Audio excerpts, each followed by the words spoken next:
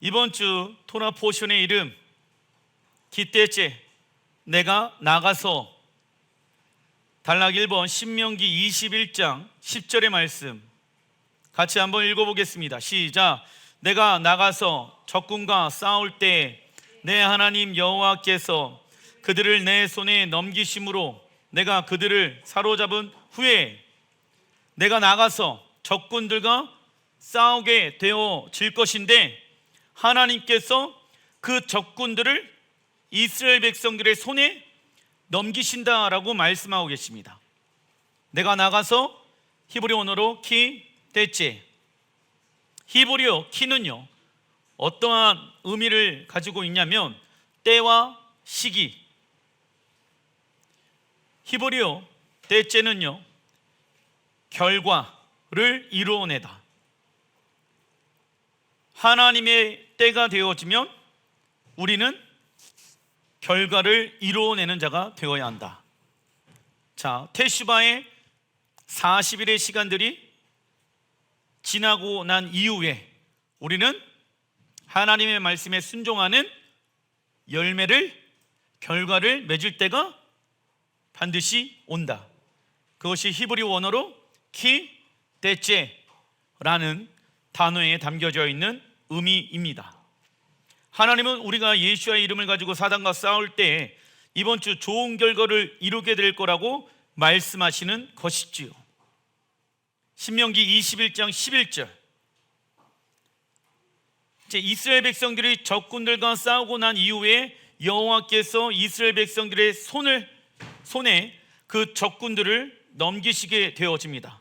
그리고 11절에 보게 되어지면 내가 만일 그 포로 중에 아리따운 여자를 보고 그에게 연연하여 아내를 삼고자 하거든 그를 내 집으로 데려갈 것이요 그는 그 머리를 밀고 손톱을 빼고 또 포로의 의복을 벗고 내 집에 살며 그 부모를 위하여 한 달 동안 애곡한 후에 내가 그에게로 들어가서 그의 남편이 되고 그는 내 아내가 될 것이요 말씀하고 있습니다. 자, 우선 우리 예수야를 믿고 있는 사람들은 특별히 구약 성경을 보게 되어졌을 때 이스라엘 백성들이 보지 못하는 관점이 있습니다. 그것은 무엇이냐면 이스라엘과 이방 교회가 하나가 되어지는 한 세 사람에 대한 계시이다. 그래서 한 세 사람에 대한 계시는 누가 풀어낼 수 있습니까? 예수야를 믿고 있는 이방 교회들이 한 세 사람에 대한 계시를 풀어낼 수가 있다. 특별히 구약에 담겨져 있는 한 세 사람에 대한 계시는 이방 교회들이 풀어내어야 하는 숙제인 것입니다. 이 말씀은 우선 사단과 싸워 이기신 예수야께서 사단의 포로 중에 있는 우리를 신부로 맞이하는 장면으로 지금 예표하고 있는 것입니다. 왜냐하면 예수야께서는 유대인으로 오셨거든요. 그리고 우리는 적군, 누구입니까? 거짓의 아비 가운데 있었던 자였습니다. 유대인의 왕으로 오신 예수야께서 적군의 편에 서 있던 우리를 당신의 아내로 삼기 위하여 행한 일들이 있다라고 말씀하고 계시는 거예요.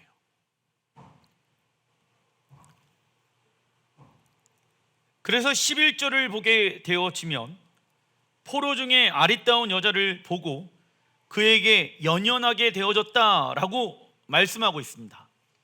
신랑이신 예수야께서 우리를 보시면서 연연하신다. 히브리어 연연하다, 하자크. 이 하자크의 뜻은요 연합하다, 달라붙어 있다. 이 말씀은 유대인과 이방교회가 한 세 사람이 되어지는 예표의 말씀입니다. 그 이유를 찾아보겠습니다. 첫째, 이방 여인을 이스라엘 어디 안으로 데려오라고 말씀하고 있습니까? 12절에 보게 되어지면 그를 내 집으로 데려갈 것이요. 집 적어놔 주십시오. 집의 히브리 원어는 무엇입니까? 베이트.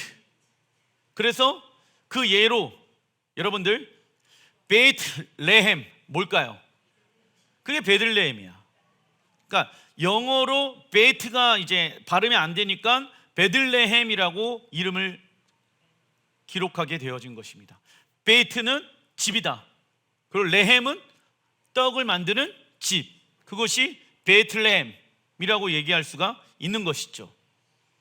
자, 이방 여인을 이스라엘 집 안으로 데리고 가야 합니다. 이스라엘의 집은 무엇을 의미할까요? 족보를 의미하거든. 그래서 아브라함의 하나님, 이삭의 하나님, 야곱의 하나님. 그런데 사라의 장막 안에 모든 세대들이 들어가게 되어집니다. 왜요? 한 세 사람을 이루기 위함인 것이죠. 그래서 야곱을 통하여서 12지파를 낳게 되어지고 그 12지파를 통하여서 유대인과 이방인이 한 세 사람이 되어지는데 어디 집 안으로 들어가게 되어집니까? 아브라함의 집 안으로 들어가게 되어지는 거예요. 그래서 아브라함이 믿음의 조상이 되어지고 지금의 이스라엘 집이라고 이야기할 수 있는 것입니다.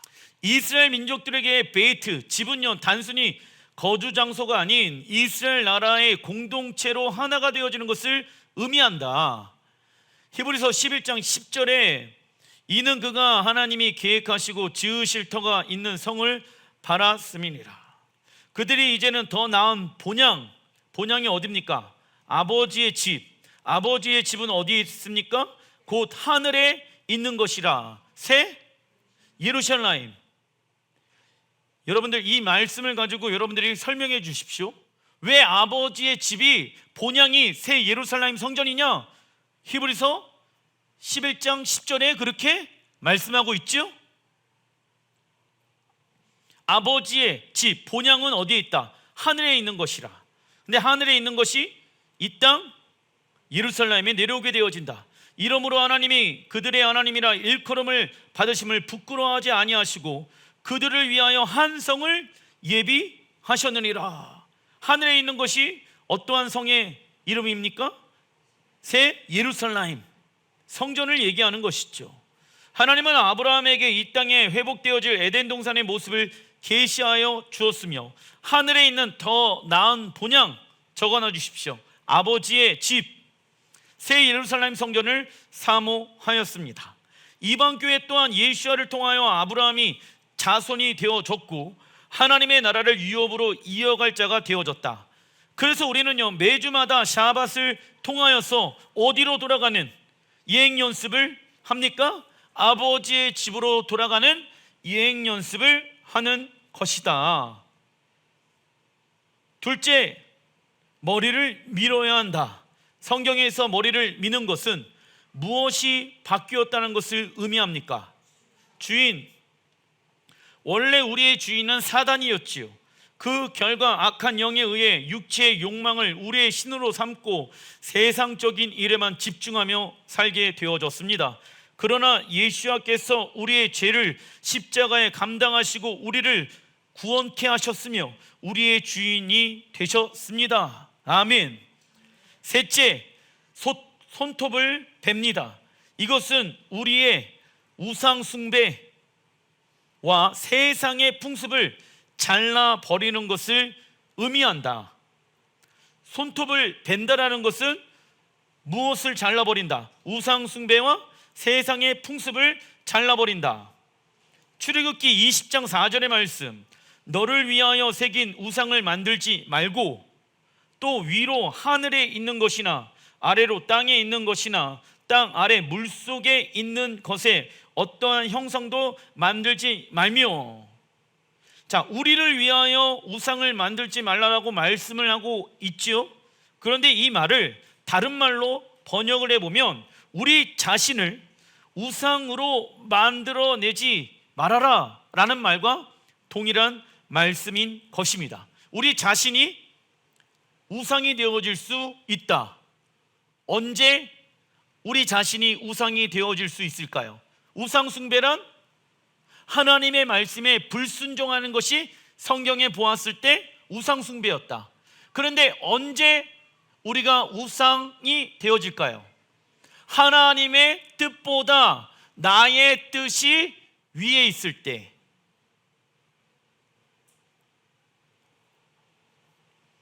죄란 하나님이 주인이신데 우리가 주인된 삶을 살아가는 것입니다.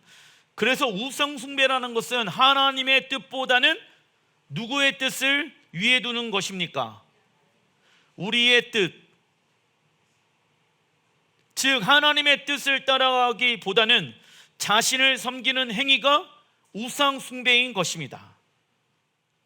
하나님의 뜻보다는 내 뜻이 중요한 것 같고, 하나님의 뜻보다는 내 감정과 내 생각과 내 계획이 더 소중하다라고 생각한다. 하나님은 그러한 것을 뭐라고 말씀하십니까? 우상 숭배라고 말씀하신다. 그렇다면 교회 안에서도 이 시대 우상 숭배하는 자들이 꽤나 많이 있을 것입니다. 하나님의 뜻보다는 자신의 뜻이 그 위에 있고 그 뜻에 의해 살아가는 자들. 그러나 하나님의 뜻에 의해 살아가는 자들은 하나님이 그의 인생을 책임져 주신다. 믿으십니까? 넷째, 예수와의 핏값으로 사단에게 건져냄을 받은 신부들은요, 포로의 의복을 벗어버리고 어떠한 옷을 입어야 합니까? 의의 옷. 다섯째, 한 달 동안 애곡합니다. 왜? 한 달 후에 내가 그에게로 들어가서 그의 남편이 되고 그는 내 아내가 될 것이요. 한 달 후, 아직 진짜 결혼은 시작되어지지 않았다. 아버지의 집으로 돌아가는 때가 오는데 그 한 달 동안은 무엇을 행하라? 애곡. 애통하는 자는 복이 있나니 그들이 위로함을 받을 것이요. 우리에게 있어서 위로의 메시지는 무엇이 되어야 합니까? 로또 번호입니까? 우리 자녀가 좋은 직장 가고 좋은 사람이랑 결혼하는 것이 우리에게 위로의 메시지가 되는 것이 아니라 이 땅에 새하늘과 새 땅과 새 예루살렘이 내려옵니다. 이 땅에 예수께서 왕으로 오실 것입니다. 왜? 요한계시록에 보게 되어지면 우리의 모든 슬픔의 눈물들을 닦아줄 때가 온다라고 말씀하고 있습니다. 믿음으로 살아가서 내가 이 땅에서 손해보고, 믿음으로 살아가서 내가 이 땅에서 권리 포기하여서 핍박을 받았던 모든 우리의 눈물을 닦아주실 예수께서 오실 때가 반드시 임한다 라는 것입니다. 그때까지 우리는 이 땅에서 무엇을 해야 됩니까? 애곡, 애통하는 자가 되어야 하는 것이죠. 우리는 예수를 믿고 구원이 시작되어졌지만 우리 안에 여전히 해결되어지지 아니한 죄인의 모습이 남아 있다. 신랑 예수께서 이 땅 가운데 오실 때까지, 그래서 우리는 신부로 단장해야 한다. 그러나 성경은 청함을 받은 자는 많지만 택함을 받은 자가 적다라고 말하지요. 그 이유는 많은 이들이 구원이 시작되어졌지만 구원을 이루어내는 삶을 살지 않기 때문입니다. 중간 1번 신명기 21장 23절에 그 시체를 나무 위에 밤새도록 두지 말고 그날에 장사하여 내 하나님 여호와께서 내게 기업으로 주시는 땅을 더럽히지 말라. 나무에 달린 자는 하나님께 저주를 받음이니라. 아멘. 여러분들, 사도 바울이 왜 예수와 예수를 믿고 있었던 제자들을 핍박한지 아십니까?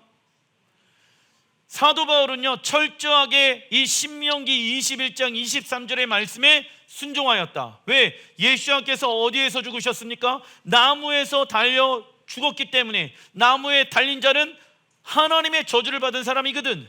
그래서 그 하나님의 저주라고 하는 그 십자가를 믿고 있는 사람들을 핍박하는 것은 하나님의 말씀에 순종하는 거였어요.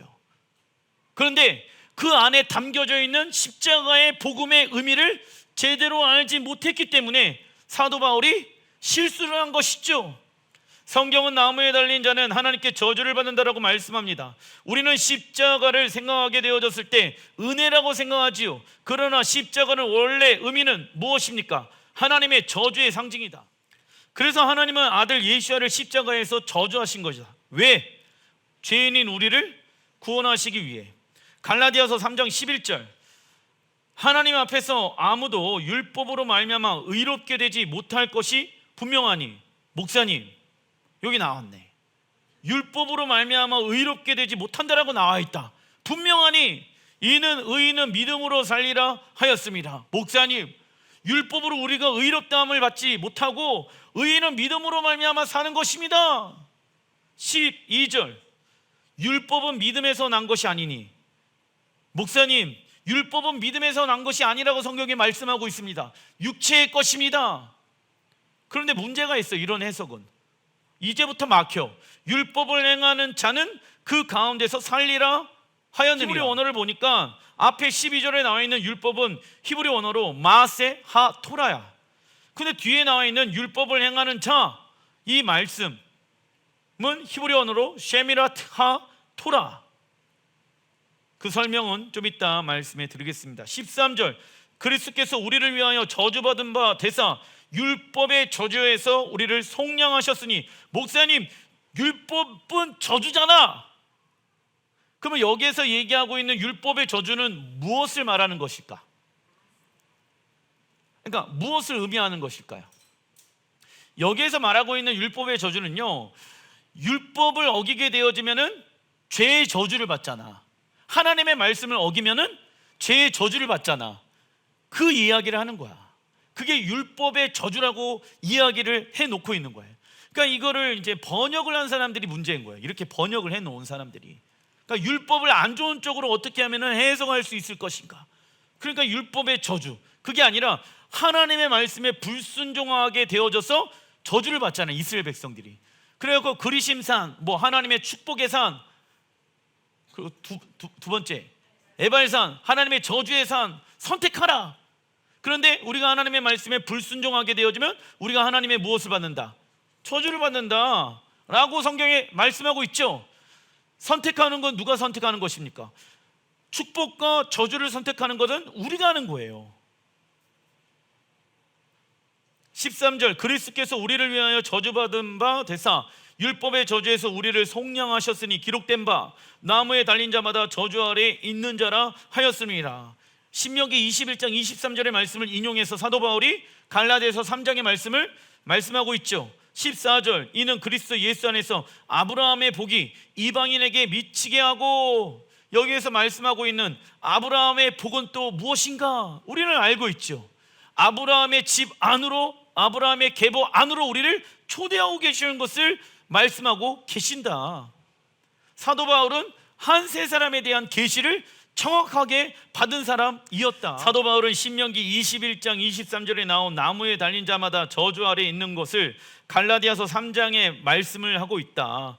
바울은 갈라디아 성도들에게 종교적 위선과 행위에만 집중하면서 신앙생활하지 말고, 그것이 뭐냐면 마세하 토라예요. 이 마세하 토라는요, 적어놔 주십시오. 종교적 행위. 종교적 행위를 가지고 구원을 받을 수 있습니까? 아니죠. 하나님의 말씀을 지켜 행하는 자, 히브리 언어로 쉐미라트 하 토라 적어놔 주십시오. 믿음으로 토라를 준행하는 자. 왜 우리가 하나님의 말씀을 믿음으로 준행합니까? 이 땅 가운데 하나님의 나라는 하나님의 말씀으로 운영되어질 것을 믿기 때문입니다. 할렐루야. 거룩한 신부로 부르심을 받은 우리는 하나님의 말씀으로만 단장할 수 있기 때문입니다. 믿으십니까? 우리가 믿고 있는 하나님의 나라는 이 땅에 완성되어질 것을 우리는 믿습니다. 그래서 리허설하는 것입니다. 무엇으로? 믿음으로. 할렐루야. 하나님의 말씀을 지켜 순종하는 것. 그래서 여러분들, 순종은 믿음과 연결되어져 있다고 말씀드렸죠. 분리되어져 있는 것이 아니에요. 정말 하나님의 말씀을 믿는다면 신뢰와 순종이 따라오는 것이 성경에서 말씀하고 있는 믿음의 정의인 것이죠. 그래서 갈라디아서 3장 12절을 지역하면 다음과 같습니다. 종교적 행위는 믿음에서 난 것이 아니지만 믿음으로 토라를 준행하는 자는 그 가운데 영생을 얻게 됩니다. 이 말씀인 것입니다. 그리고 갈라디아서 3장 13절에 예수께서 율법의 저주에서 우리를 속량하셨다라고 말씀하며 나무에 달린 자마다 저주 아래 있는 자라고 말씀하고 있습니다. 그런데 바울은 로마서 7장 12절에 율법은 무엇하고 거룩하고 계명도 거룩하고 의로우며 선하다라고 말씀하고 있죠. 그렇다면 율법의 저주란, 읽어보겠습니다. 시작. 율법 자체가 사람을 저주한다는 것이 아니라 율법을 어길 때 따라오는 저주를 말한다. 그래서 우리가 토라에 불순종하게 되어지면 우리는 모든 저주를 받게 되어지죠. 그러나 예수와는 우리를 불순종의 저주에서 건져내셨다. 하지만 또다시 우리가 토라를, 하나님의 말씀을 어긴다라고 하면 그로 인해 저주를 받는 것이 성경의 가르침입니다. 근데 어떤 사람은 한번 구원받았기 때문에 내가 하나님의 말씀에 불순종하더라도 예수가 우리를 저주에서, 율법의 저주에서 건져내셨기 때문에 내가 하나님의 말씀에 불순종해도 된대. 이 논리가 여기서 나오는 거야. 참고로 현재 유대인들은 예수가 십자가에 달려 죽음으로써 저주받은 자가 되었기 때문에 메시아가 될 수 없다라고 말하고 있습니다.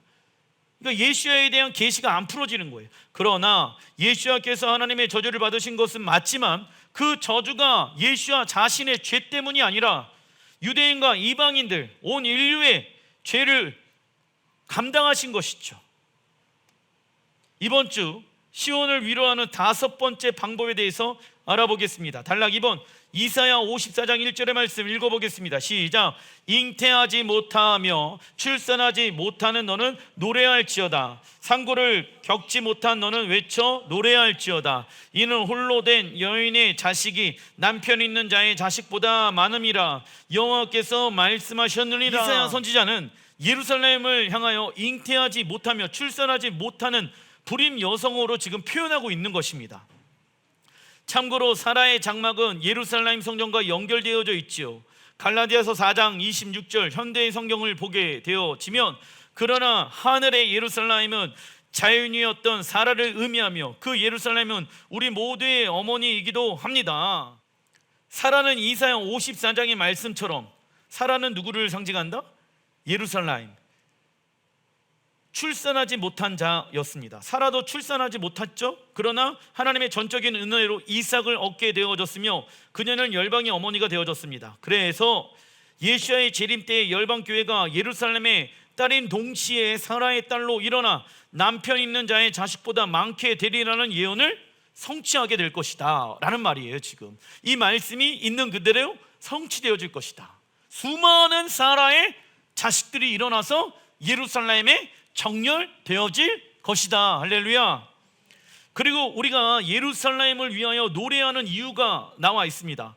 54장 1절 다시 한번 읽어드리겠습니다. 잉태하지 못하며 출산하지 못하는 너는 노래할지어다.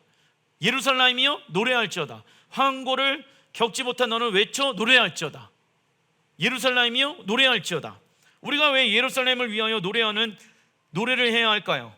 천년왕국 시대가 끝나게 되어지면 하늘의 예루살렘과 땅의 예루살렘은 하나가 될 것이며 이 땅에 하나님의 나라가 완성될 것이기 때문입니다. 미리 예언적으로 그 날이 올 것을 노래하고 예언하라, 선포하라 라고 말씀하고 있습니다. 스가랴 2장 4절에 보게 되어지면 여호와의 말씀에 내가 불로 둘러싼 성곽이 되며, 여러분들 새 예루살렘 성전의 성곽은 무엇으로 둘러싸여 있습니까? 불로. 왜? 아무나 그 성에 접근을 할 수가 없다. 여호와의 영광에 불로 그 성곽이 둘러싸게 될 것이다. 왜? 그 안에 들어가서 살고 있는 사람들은 거룩한 신부로 부르심을 받은 이들, 즉 하나님의 말씀에 자신의 삶을 단장한 자들, 믿음으로 그 날이 올 거라 믿기 때문에 이 땅에서 믿음으로 살아간 자들이 그 안에 들어가게 될 것입니다. 재림 예수께서 거하실 예루살렘은 돌로 만들어진 성벽이 아니라 불로 만들어진 성벽이 될 것이며 이곳이 세상에서 가장 안전한 곳이 될 것입니다. 이사야 54장 4절의 말씀, 두려워하지 말라, 내가 수치를 당하지 아니하리라. 놀라지 말라, 내가 부끄러움을 보지 아니하리라. 더 이상, 그러니까 예루살렘은 이스라엘 백성들을 상징하기도 하는데 그 이스라엘 백성들이 하나님의 말씀에 불순종하여서 열방 가운데 흩어졌잖아. 근데 다시는 수치를 당하지 않을 것이다. 다시는 부끄러움을 당하지 않을 것이다. 이 이야기를 하고 있습니다. 내가 내 젊었을 때의 수치를 잊겠고 과부의 때의 치욕을 다시 기억함이 없으리니 이는 너를 지으신 이가 내 남편이시랴. 예루살렘의 남편은 누구입니까? 예수와. 왜? 예루살렘은 신부를 상징하기도 한다. 그의 이름은 만군의 여호와이시며 내 구속자는 이스라엘의 거룩한 이시리라. 구속자 예수야는 이스라엘의 거룩하신 분, 그 이스라엘의 하나님 예수야께서 예루살렘의 남편으로 오신다. 예루살렘이 예수야의 신부이다. 왜? 왕이신 예수야께서 거할 곳은 예루살렘이기 때문에. 이것이 시온을 위로하는 메시지인 거예요. 예루살렘이 지금까지 겪은 수치와 부끄러움과 모욕을 잊게 될 것이며 더 이상 버림받은 자나 황무지라 불리지 않을 것이며 하나님이 그들의 무엇이 되어주시겠다. 남편. 우선 하나님은 예루살렘과 유다 백성들을 분리시키지 않고 하나로 보고 계십니다. 그리고 예루살렘을 기뻐하고 그 땅이 결혼한 것처럼 된다는 것은 이스라엘 백성들과 결혼하여 영원한 기쁨을 주신다는 말씀인 것이지요. 물론 이방 교회들에게도 하나님은 우리의 신랑이시며 사랑의 대상이시다. 그러나 하나님은 먼저 이스라엘의 하나님이시며 우리에게 거울로 삼아 본보기가 되게 하시기 위해 이스라엘의 역사를 기록하게 하셨다. 그리고 구약과 신약이 분리되어져 있는 것이 아니라 이방 교회가 아브라함의 집 안으로 초청받게 되어졌다. 예수야를 통하여서. 작은 1번 이사야 54장 9절의 말씀. 이는 내게 노아의 홍수와 같도다. 갑자기 이제 홍수 얘기가 나오는 거야. 위로의 메시지가 전해지고 나서 이는 내게 노아의 홍수와 같도다. 내가 다시는 노아의 홍수로 땅 위에 범람하지 못하게 하리라 맹세한 것 같이 내가 내게 노하지 아니하며 너를 책망하지 아니하기로 맹세하였노니. 이사야 선지자는 배교한 이스라엘 백성들을 심판하시고 약속의 땅에서 쫓아내신 것을 무엇으로 비유하고 있습니까? 노아의 홍수에 비유하고 있다. 그러나 하나님은 예수야의 재림의 때에 완전히 회복되어진 이스라엘은 노아의 홍수 심판 때처럼 다시는 그들을 책망하지 아니하리라는 맹세를 행하게 되어진다. 언제 다시는 책망하지 아니하실까요? 예수야의 재림의 때에. 그래서 완전한 이스라엘의 회복이 언제 이루어집니까? 이스라엘이 다시는 심판받지 아니하고 약속의 땅에서 쫓겨냄을 받지 않을 때가 언제입니까? 예수야의 재림의 때인 거예요. 그래서 이스라엘이 완전히 회복되어지는 때가 예수야의 재림의 때가 되어진다고. 참고로 하나님의 심판이란 무엇입니까? 새로운 시작을 말합니다. 즉 하나님은 심판 자체가 목적이 아니다. 심판을 통하여서 우리에게 새로운 기회를 주시길 원하시며 하나님의 다스림을 가로막고 있는 모든 것들을 제거하셔서 이 땅을 무엇과 같이 만드시는데, 에덴 동산과 같이 만드시는데 심판의 목적을 두고 계시는 것이다. 어떤 사람이 하나님의 심판에 대해서 오해해요. 왜 하나님은 그렇게 심판을 원하실까? 하나님은요, 이 땅을 없애버리는 것에 목적에 두고 있지 아니하신다. 이 땅을 하나님의 나라로, 즉 에덴 동산으로 회복시키길 원하시는데 그것을 방해하는 세력들이 있을 거 아니야. 방해 물들이 있지 않겠습니까? 그 방해 물들을 제거하실 뿐인 것입니다. 작은 2번 이사야 54장 10절의 말씀. 나의 자비는 내게서 떠나지 아니하며. 이때는 언제입니까? 예수야의 재림의 때에 그 하나님의 자비는 예루살렘에서 떠나지 아니하며. 이때 어떠한 언약이 맺어집니까? 나의 화평의 언약은 흔들리지 아니하리라. 너를 긍휼히 여기시는 여호와께서 말씀하셨느니라. 그러니까 예수야께서 오셔가지고 다시는 이스라엘 백성들이 열방 가운데 흩어지지 아니하는 일들을 하나님이 계획해 놓으셨다. 그래서 이스라엘과 하나님이 예수야를 통해서 언약을 맺으시는데 그 언약의 이름은 화평의 언약인 거예요. 이 화평의 언약에 대해서 에스겔 37장 26절에 내가 그들과 화평의 언약, 또 나와 있죠. 브리티시 샬롬을 세워 영원한 언약이 되게 하시고 또 그들을 견고하게 번성하게 하며 내 성소를 그 가운데 세워서 새 예루살렘 성전 영원히 이르게 하리니 내가 내 성소가 영원토록 그들 가운데 있으리니. 누구 가운데? 이스라엘 백성들 가운데 있으리니 내가 이스라엘을 거룩하게 하는 여호와인 줄 열국이 알리라 하셨다 하라. 열방의 백성들이 하나님이 이스라엘의 하나님이라는 것을 알게 되어질 것이고, 하나님께서 새 예루살렘 성전을 어디 안에 두신다? 이스라엘 백성들 안에 두신다. 그 성소가 예루살렘이 될 것이다. 이사야 54장과 에스겔 37장에 나온 화평의 언약은 예수야를 통해 맺게 되어지는 새 언약을 말합니다. 그래서 예수야는 온 열방과 민족과 화평의 언약을 세워서 천년 왕국을 통치하실 것입니다. 그리고 우리는 믿음의 조상 아브라함에게 약속하신 땅에 들어가 우리 마음에 계신 성령님을 통하여 모든 하나님의 말씀과 계명을 지키게 될 것입니다.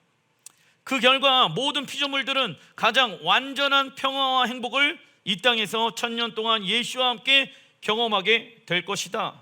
그러나 어떤 이는 구약에 나와 있는 언약은 옛 언약이고 우리는 예수야를 통해 새 언약을 받은 자라고 말씀합니다. 하지만 새 언약은 옛 언약의 토대 위에 세워져 있으며 옛 언약을 새롭고 구체적인 차원으로 확장시키며 그것을 더욱 견고히 하는 것을 말한다. 로마서 2장 5절에 다만 내 고집과 회개하지 아니한 마음을 따라 진노의 날 곧 하나님의 의로우신 판단이 나타나는 그 날에 임할 진노를 내게 쌓는도다. 죄는 힘을 가지고 있지요.